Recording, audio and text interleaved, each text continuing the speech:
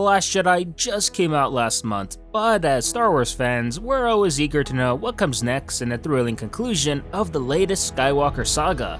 Oh wait, it's not the Skywalker saga anymore, sorry about that, it's the Rey Nobody saga?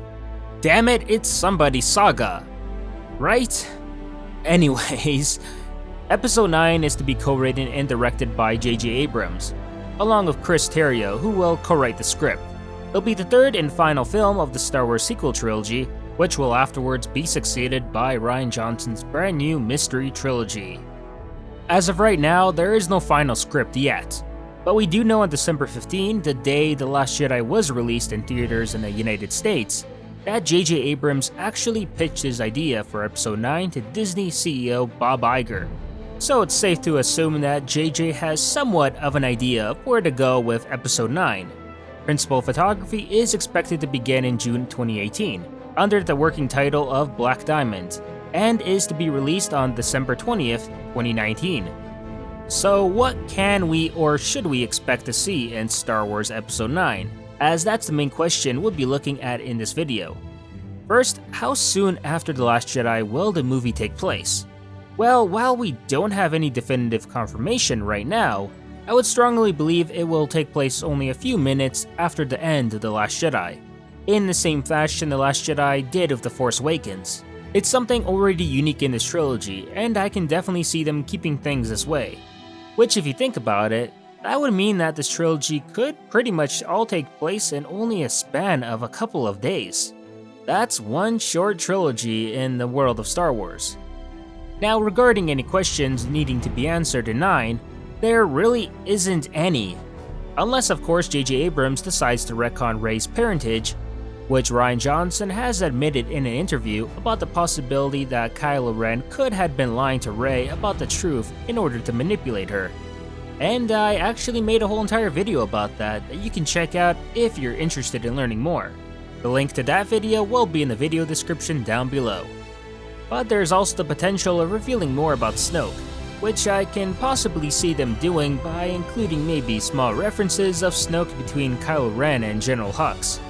However, while JJ is known to be fantastic at starting up questions in his movies, he's not known to do the same in answering them, which may mean that he may just take advantage of Johnson's decision to kill off Snoke as an excuse not to talk too much about him, leaving all our questions about him still unanswered.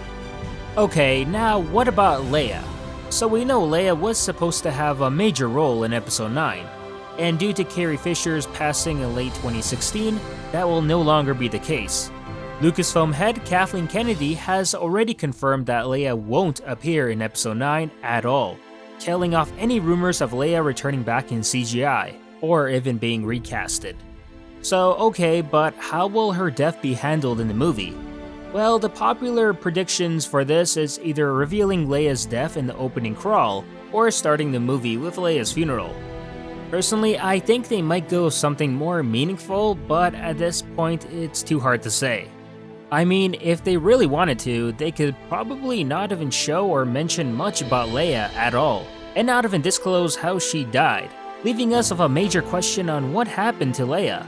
You know, just to force us to buy a novel later on that will answer that very question for us. Because the director at the time couldn't think up of a satisfying explanation and just said, screw it. Let's just hire a book author to answer this question for us. But no worries, they won't do that as they haven't done that in the sequel trilogy anyways. Snoke. Alright, so what about the threat? The big bad. Well, as of The Last Jedi, we know Kylo Ren is now the supreme leader of the First Order, which we undoubtedly will see his decision-making on leading the First Order and conquering the galaxy, and that may or may not turn out to be good. A bold prediction here is that General Hux, who already hated Kylo Ren before, will decide to take back the First Order from Kylo, especially once it turns out that Kylo's decisions are rather foolish, which wouldn't be too difficult to do, as Hux can just casually at one point pull out his pistol and stun Kylo from behind and lock him up. We already seen Hux tempted to kill Kylo after he discovered Snoke's corpse in the throne room, so it's a safe bet that Hux's feelings towards Kylo won't exactly disappear. Not to mention, it would make Hux more of a terrifying villain again. as he very much lacked that aspect in The Last Jedi. If he does, however, reclaim the First Order from Kylo, even more than halfway through the movie, there's a good chance Kylo will get his revenge and kill Hux later in the movie anyways. But if we need to spice things up, Snoke's apparent second apprentice could also make an appearance after learning of his master's demise. Of course, we don't know if his second apprentice is still alive or dead, but if JJ figures that having either Kylo or Hux as the main baddie of Episode 9 not to be exciting enough, I'm more than sure we can see this new character brought in. And who knows, they might even challenge Kylo for the role of Supreme Leader of the First Order as well. Maybe they even beat Kylo and take the First Order away from him, having Kylo to run away crying to Rey, and as a result getting Kylo to return to the light side? It could happen. And speaking about the bad guys, what about the Knights of Ren? Rian Johnson completely ignored them in The Last Jedi, but it's almost a guarantee that J.J. Abrams will bring them back for Episode 9. While he left their origins and everything about them unanswered in The Force Awakens, you'll definitely want to use them in this movie. Seeing as Snoke is now gone, Kylo will want to bring in the Knights of Ren as either his personal guards or maybe send them after Rey, which could also turn out to be an interesting subplot. As for the Resistance, who will be led by Poe Dameron now, they'll likely be needing to find a new headquarters. Again. But while there's only like 14 or so of them left on the Millennium Falcon, we do know that they aren't the only ones left, as there are a few other Resistance fighters out there, such as Snap Wexley, who are undergoing other missions in space. We can possibly see one of these pilots even recommend a new base of operations for the Resistance as well. But even then, how is a small organization of below 50 people supposed to defeat the ever-strong First Order? JJ, please do tell.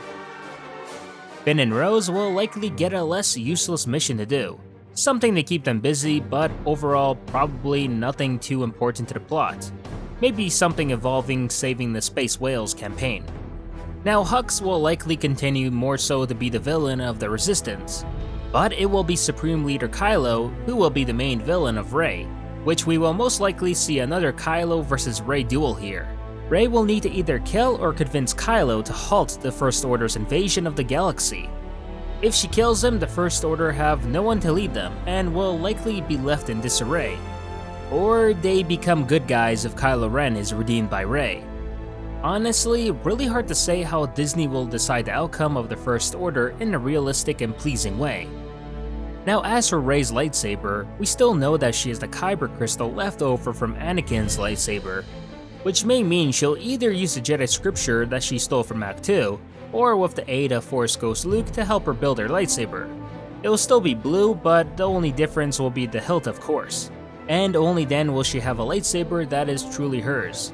Either that or Luke will instruct her on where to find his green lightsaber that he probably abandoned somewhere, which is a possibility, as in an interview with Vanity Fair, Pablo Hidalgo of the Lucasfilm Story Group revealed that the green lightsaber could very well make a return, saying, "We take to heart the lesson that Obi-Wan tried to impart to Anakin. This weapon is your life. We're not ones to lose track of lightsabers."